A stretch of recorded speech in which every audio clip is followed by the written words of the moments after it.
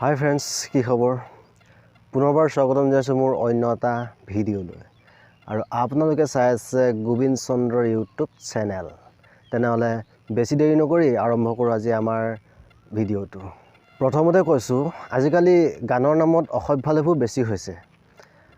এইটো এটা rap song, এনেকুৱা ৰেপৰ নামত অসভ্যালি সীমা মানে পাৰ হৈ গৈছে। আপোনালোকে এটা ভিডিঅ' চাই লওক, তাৰপিছত মই কি কথা কৈ আছোঁ তেতিয়া বুজি পাব।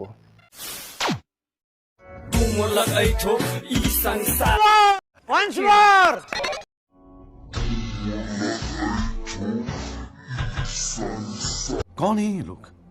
कहाँ से आते हैं?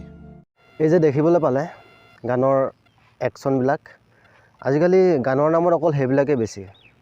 ভাল বস্তুটো আজিকালি একেবাৰে হেৰাই যাব ধৰিছে।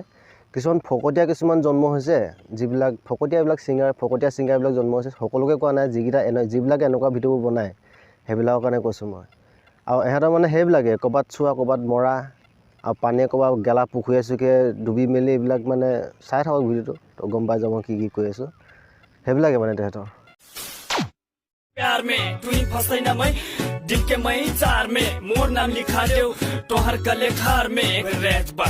দেখিলে যে এইবিলাকেই ক'ত পুখুৰী তলত সোমাবগৈ, ক'ত গছৰ খাপতি ধৰিব, ক'ত গছৰ গুৰিত সোমাব, গছৰ কেইবাত সোমাব।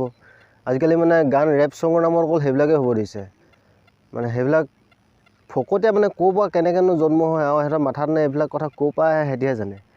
আৰু এই ছোৱালীকেইজনীও কম নহয়, সিহঁতক চাওকচোন, মানে ক'বলৈ একো মানে বাক্য নাইকিয়া আৰু ছোৱালীকেইজনী।